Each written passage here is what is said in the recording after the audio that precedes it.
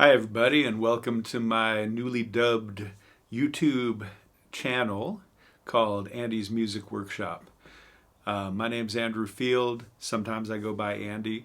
This, as usual, is a very unscripted discussion about what I'm doing on my YouTube channel, what I've been doing lately. It all started with this decision, I don't know where it came from, to record myself performing all of the Beatles songs with an acoustic guitar, occasionally with a piano. I'd known a lot of those songs growing up. It's probably one of the big reasons why I learned to play music and to play different instruments in the first place, was that I loved the Beatles, wanted to emulate their music. And so that was kind of the culmination of 50 odd years of singing and playing Beatles songs. And once I got into the swing of things, I just decided to keep going. I developed this habit with the Beatles project of posting at least 3 videos per day, which is a lot. I'm not doing this for any professional purposes, nor am I trying to make my site in any way a professional style channel. But once I developed that habit of posting 3 songs a day, the momentum just kind of continued, and I decided to take on the Rolling Stones, because I think the Rolling Stones, not quite as close to my heart as the Beatles, but still, in terms of their musical accomplishments, I think they're one of the best bands out there. They certainly left a very rich musical legacy, rich lyrical legacy, which in many ways matches up with the Beatles, although they have a very different history as a band. I've also been learning a lot of Bob Dylan songs lately, so I decided to put up a Dylan playlist as well and see how far I get with recording Bob Dylan songs.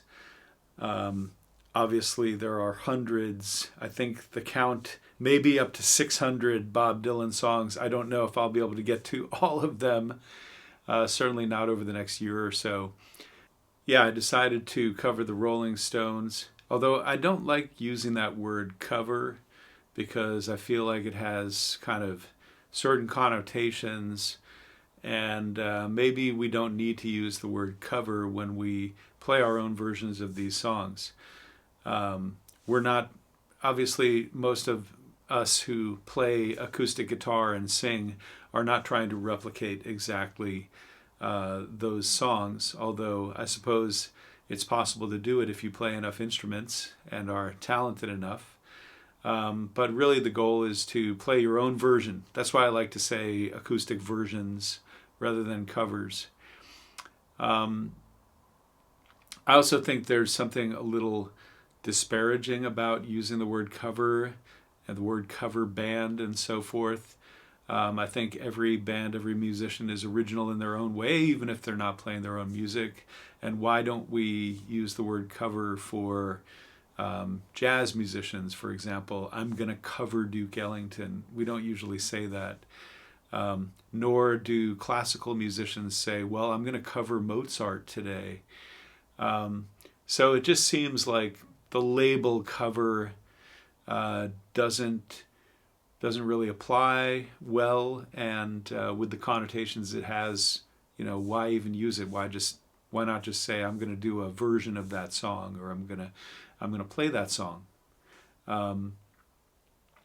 So I decided to remove the word cover from all of the references to my songs on YouTube. The purpose of this kind of archiving, this kind of record keeping, partly it's personal.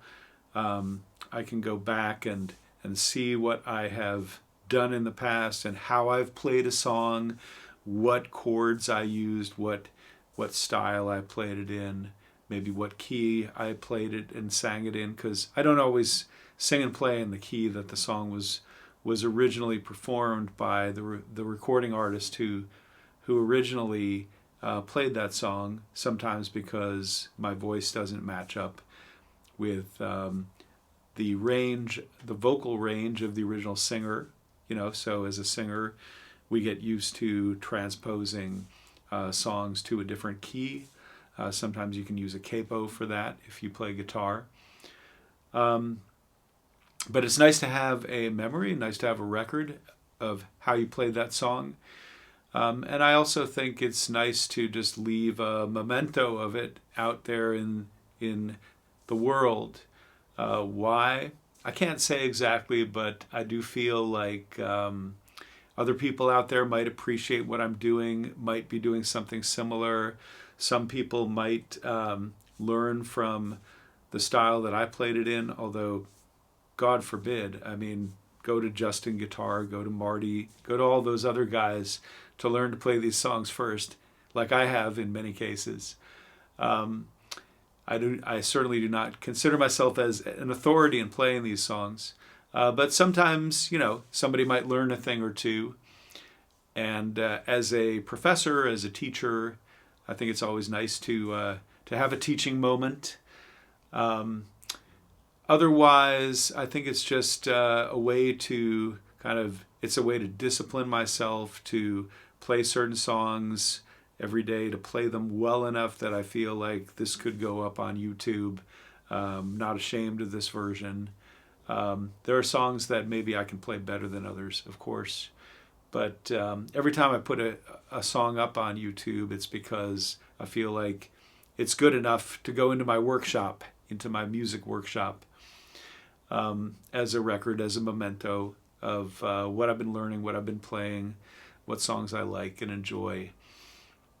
As a person in his 50s now, with time passing, I don't know how long I will be on this earth, and as I age, I don't know how well my fingers and joints and voice will age along with me. So it's nice to keep a record of my work as a non-professional musician, since I don't really envision myself as a recording artist or going into a professional recording studio, although that could happen, you never know.